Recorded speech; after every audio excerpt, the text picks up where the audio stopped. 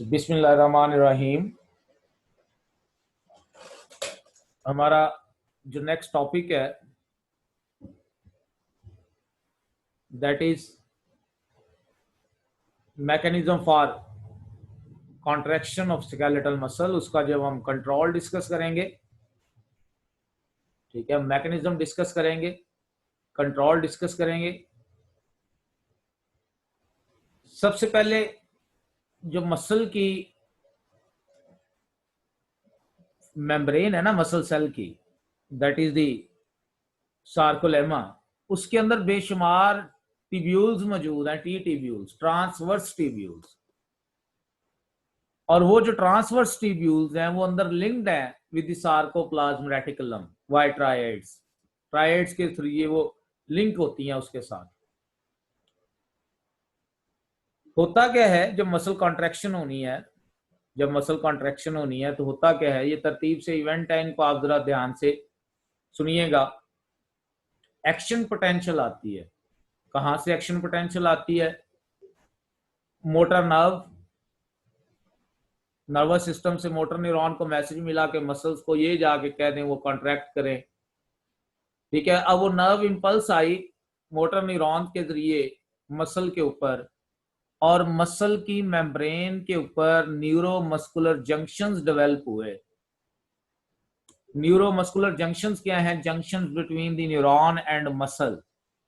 Motor neuron और sarcolemma के दरमियान ये जंक्शन है।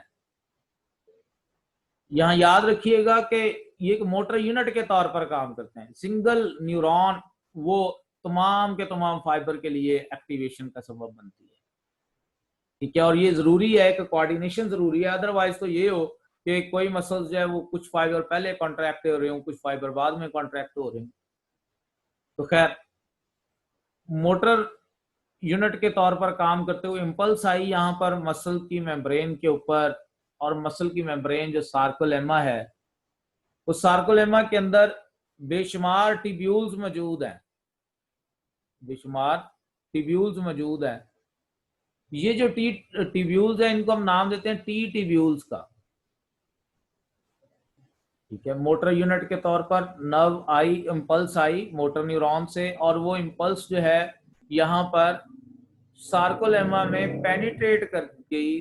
सार्कोलेमा के अंदर जो टी टिब्यूल्स हैं उनके जरिए पेनिट्रेट कर गई इनटू द सेल, क्योंकि ये ट्रांसवर्स टिब्यूल है। इस तरह से ये ट्रांसवर्स टिब्यूल है, अंदर सेल के अंदर जा रही है डीप, और थाउजेंड्स की तादाद में है। तो ये इंपल्स डीप इनटू सेल गई, और सेल के अंदर ये जो ट्रांसवर्स टिब्यूल हैं, these are linked with the sarcoplasm reticulum, ठीक है।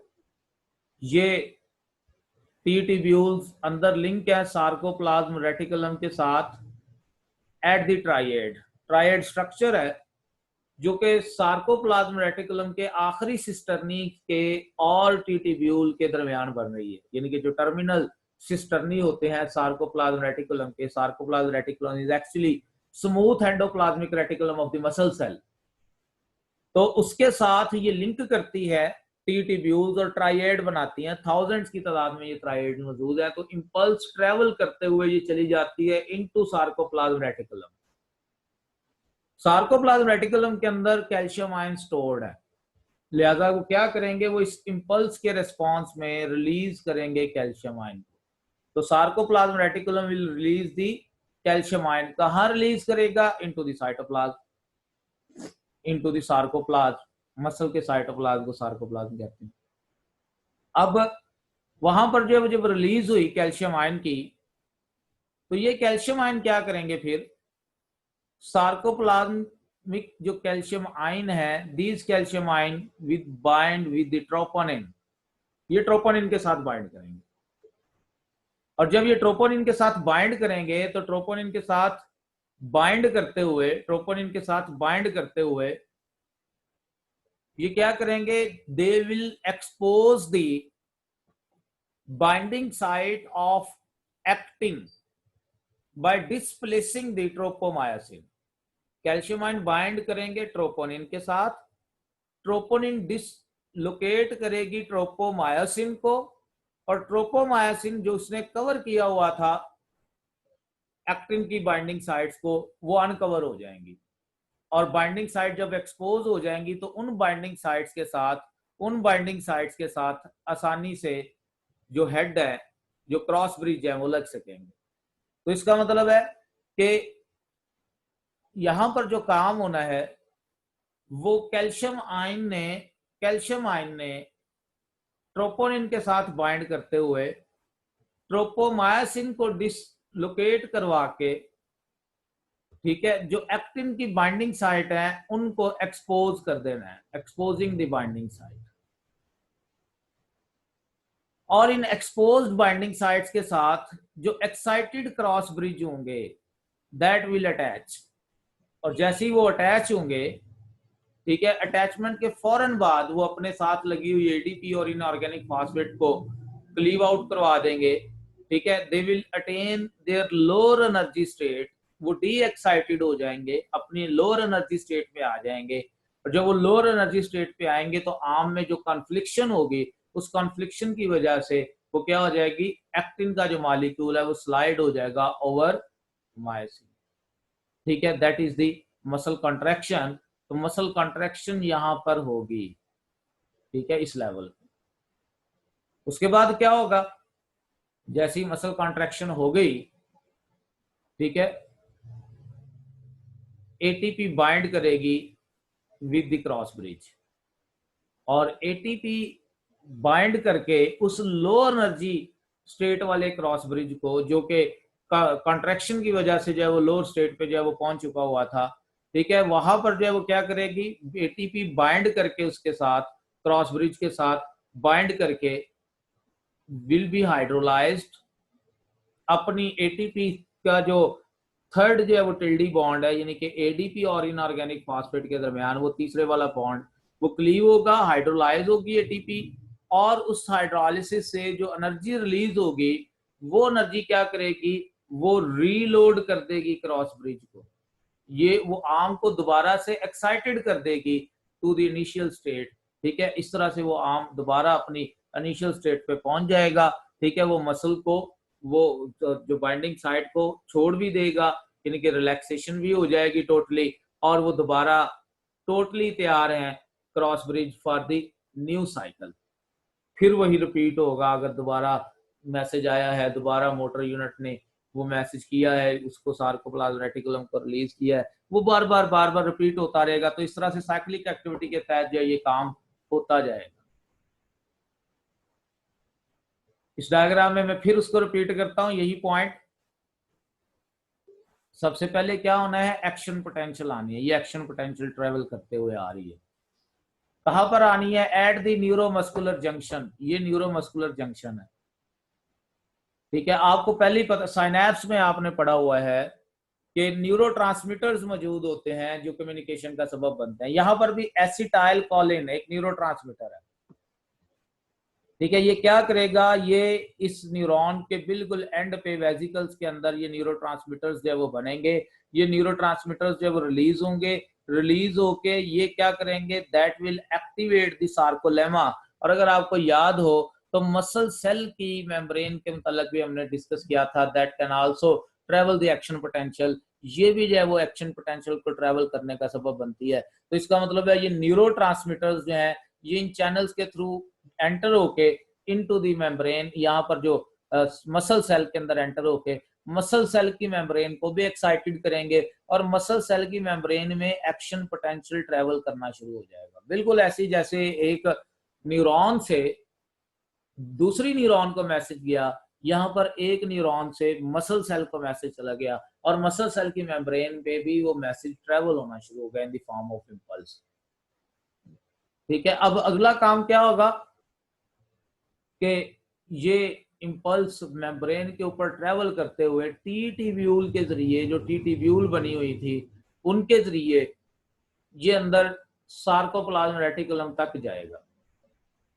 ये देखिए इंपल्स आई पूरे मसल के ऊपर, मोटर यूनिट की तरह उसने जो है वो काम किया, पूरे मसल को इकट्ठे ही उसने एक्टिवेट किया, ठीक है। और टी ट्यूब्यूल के जरिए, या अब हमने जो टी ट्यूब्यूल डिस्कस की, ठीक है, टी ट्यूब्यूल डिस्कस की, ये देखिए टी ट्यूब्यूल्स के जरिए ये इम्पल्स ट्रेवल होते होते ये आ रही है नीचे, और ये टीटीब्यूल बना रही है एक ट्राइएड। इसके साथ ये सार्कोप्लाज्म रेटिकुलम की सिस्टर्नी एक दिखाई हुई है, उसके साथ इसने ये ट्राइएड ये एक स्ट्रक्चर बना ली।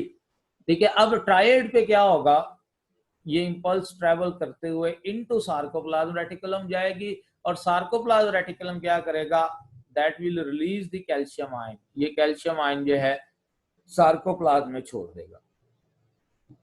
ठीक है, यहाँ पर भी कैल्शियम आयन की रिलीज के लिए भी एटीपी का रोल है, लेकिन उसको हमें डिस्कस करने की जरूरत नहीं है क्योंकि वो सार्कोप्लाज्म रेटिकुलम का फंक्शन है। हम यहाँ पर देखना चाह रहे हैं इसका क्रॉस ब्रिज कैसे बन रहे हैं और टूट रहे हैं। अब कैल्शियम आयन जो रिलीज हुए, ये कैल्शियम आयन क्या करेंगे, ये कैल्शियम आयन बाइंड करेंगे विद ट्रोपोनिन, और ट्रोपोनिन के साथ बाइंड करते हुए ट्रोपोमायासिन को डिसलोकेट करवा के, ठीक है, साथ ही साथ ये क्या करेंगे, बाइंडिंग साइट जो है वो एक्सपोज कर देंगे और मसल कॉन्ट्रैक्शन होगी। कैसे होगा ये काम, इसको भी हम डिस्कस करते हैं। इस डायग्राम को पहले थोड़ा सा समझें। ये आपके सामने, जस्ट एक मिनट ठहरे, मैं आपको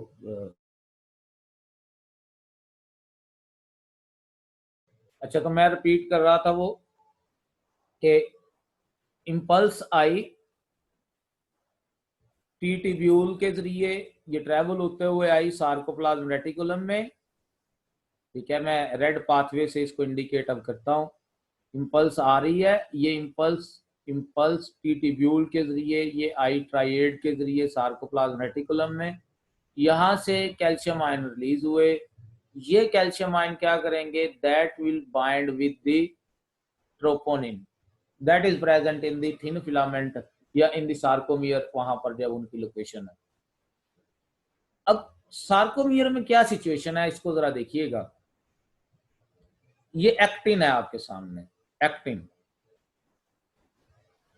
ये एक्टिन की बाइंडिंग साइट है, ये एक्टिन की बाइंडिंग साइट है।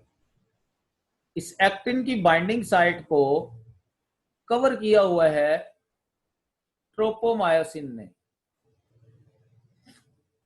और ये ट्रोपोमायोसिन साथ में किसके साथ लिंक है जी, ट्रोपोमायोसिन और ये एक्टिन, ये दोनों ही साथ में लिंक है विद द ट्रोपोनिन। ट्रोपोनिन की 3 यूनिट्स हैं, एक ट्रोपोनिन की यूनिट ट्रोपोमायोसिन के साथ लिंक करती है, दूसरी एक्टिन के साथ लिंक करती है, तीसरी ने कैल्शियम आयन के साथ लिंक करना है, ये तीसरी कैल्शियम आयन के साथ लिंक करने वाली है। अब आप नोट करें यहाँ पर ये वाली जो ब्लू लाइन दरमियान में बारीक नजर आ रही है, ये लाइन ये ट्रोपोमायोसिन है। इस ट्रोपोमायोसिन की वजह से एक्टिन की बाइंडिंग साइट्स कवर हुई हैं और मायोसिन के जो हेड है ना वो उसके साथ अटैच नहीं हो पाते। ये अटैच कब होंगे, जब ये ट्रोपोमायोसिन ऊपर से हटेगा, बाइंडिंग साइट एक्सपोज होंगी, तो उनके एक्सपोज होने से ये जो है वो क्रॉस ब्रिज बनेंगे। अब इस ट्रोपोमायोसिन को इस बाइंडिंग साइट से हटाएगा कौन, ट्रोपोनिन। और ट्रोपोनिन कैसे हटाएगी, जब ट्रोपोनिन के साथ कैल्शियम आयन आके अटैच होंगे। तो इसका मतलब है कैल्शियम आयन का यहाँ पर रोल है कि वो आके ट्रोपोनिन के साथ बाइंड करते हैं। सीरीज याद रखिए, तरतीब याद रखिए, आके वो बाइंड करते हैं ट्रोपोनिन के साथ। ट्रोपोनिन क्या करती है, डिसलोकेट करती है ट्रोपोमायोसिन को। ट्रोपोमायोसिन के डिसलोकेट होने से क्या होता है, एक्टिन की बाइंडिंग साइट एक्सपोज हो जाती है।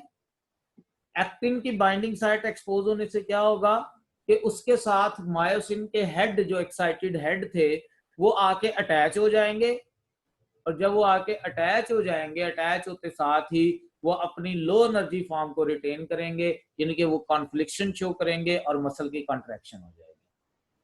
जब मसल की कॉन्ट्रैक्शन हो जाएगी, फिर एटीपी चाहिए है वो उस कॉन्ट्रैक्ट मसल्स को क्रॉस ब्रिज को तोड़ने के लिए, और फिर वो पूरा साइकिल दोबारा रिपीट होगा। इस डायग्राम को जरा ध्यान से देखते जाना है और आपको ये आइडिया क्लियर होता जाएगा। ये जो गोल दायरे छोटे डार्क ब्लू में है वो ट्रोपोनिन है, जो ब्राउन कलर में यहाँ पर लाइन लगी हुई है, ठीक है, ये ट्रोपोमायोसिन है। ठीक है, ये ट्रोपोमायोसिन है, ट्रोपोमायोसिन, ट्रोपोमायोसिन, ये जो यूनिट्स हैं ये ट्रोपोनिन की हैं, और ये जो लाइट ब्लू में है ये एक्टिन है। ठीक हो गया। अब किस तरह से मेंटेनेंस है, ये जो आपको ब्लैक बॉक्स नजर आ रहे हैं यहाँ पर, ये वाले, ठीक है, ये जो ब्लैक बॉक्स हैं ये बेसिकली क्या है, ये बाइंडिंग साइट्स हैं जो कि एक्टिन में मौजूद है, और इनको कवर किसने किया हुआ है, इसको कवर किया हुआ है ये देखिए ट्रोपोमायोसिन ने। अब होगा क्या, कैल्शियम आयन आएंगे, कैल्शियम आयन की रिलीज हुई from the sarcoplasm reticulum, they will bind with the troponin, troponin के साथ वो बाइंड करेंगे। ट्रोपोनिन की 3 यूनिट्स हैं, उसमें से एक एक्टिन के साथ, एक ट्रोपोमायोसिन के साथ, और तीसरी कैल्शियम के साथ लिंक करती है। तो ये लिंक करेगी किसके साथ, कैल्शियम के साथ, ट्रोपोनिन। और क्या होगा, अब ये ध्यान रखना है आपने, इसी स्क्रीन के ऊपर ये नोट कीजिएगा,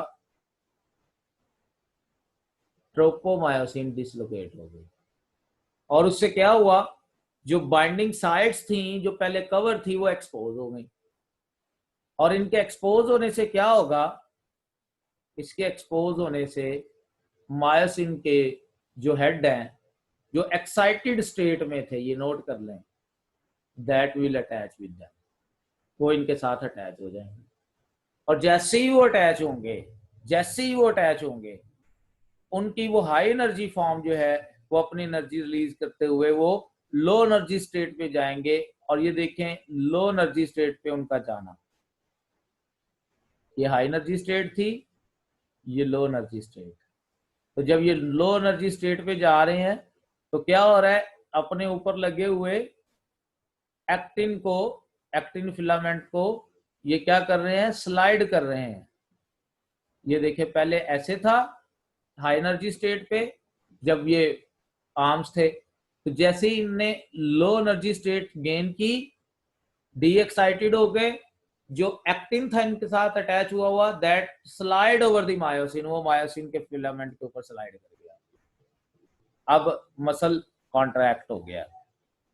अब क्या होना है जी, मसल रिलैक्स कैसे होना है, ठीक है, मसल रिलैक्सेशन के लिए अब चाहिए एटीपी, एटीपी आएगी, ये एटीपी अटैच होगी विद द डी एक्साइटेड या कॉन्फ्लिक्टेड आर्म्स जो क्रॉस ब्रिज के हैं उनके हेड के साथ जो वो अटैच हो गई, और अटैच होते साथ ही ये देखिए जैसे ये अटैच होगी, ये अटैच होते साथ ही इसको एक्साइटेड कर देगी। ये देखिए पहले अटैचमेंट हुई, अटैचमेंट साथ ही जैसे ही वो अटैच हुआ क्रॉस ब्रिज टूट गया, और उसके बाद ये देखिए ये क्लीव हो गया एक, यानी कि हाइड्रोलाइज हो गई, और जैसे ही हाइड्रोलाइज होगी अभी फिर भी ये हाइड्रोलाइज होने से एनर्जी इनको जब वो मिलेगी जो वो इसको हाई एनर्जी स्टेट में ले जाएगी, ये कंडीशन हो गई, ये हाई एनर्जी स्टेट जो है वो हमारे पास आ गई, and they are ready for the next one.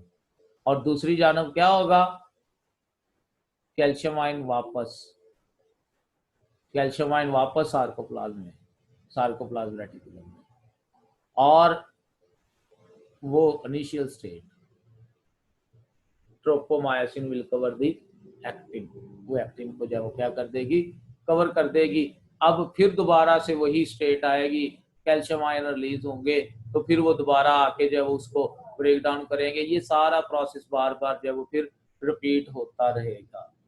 इसमें मैंने जो 2 बातें की, एक तो एनर्जी के हवाले से बात कर दी कि एनर्जी जो मिलनी है वो एटीपी से मिलनी है, और एटीपी का primary source aerobic respiration of glucose है, दूसरा सोर्स जो है वो मसल से है, मसल क्रिएटिन से, क्रिएटिन फॉस्फेट से, और तीसरा सोर्स जो है वो क्या है, वो एनारोबिक ब्रेकडाउन है, लैक्टिक एसिड फर्मेंटेशन है। एक चीज इसमें ऑल और नन रेस्पॉन्स है, या सारे सार्कोमियर कॉन्ट्रैक्ट करेंगे एक मसल के अंदर मौजूद, ये सारे रिलैक्स करेंगे, ठीक है, ऑल और नन रेस्पॉन्स है, ठीक है।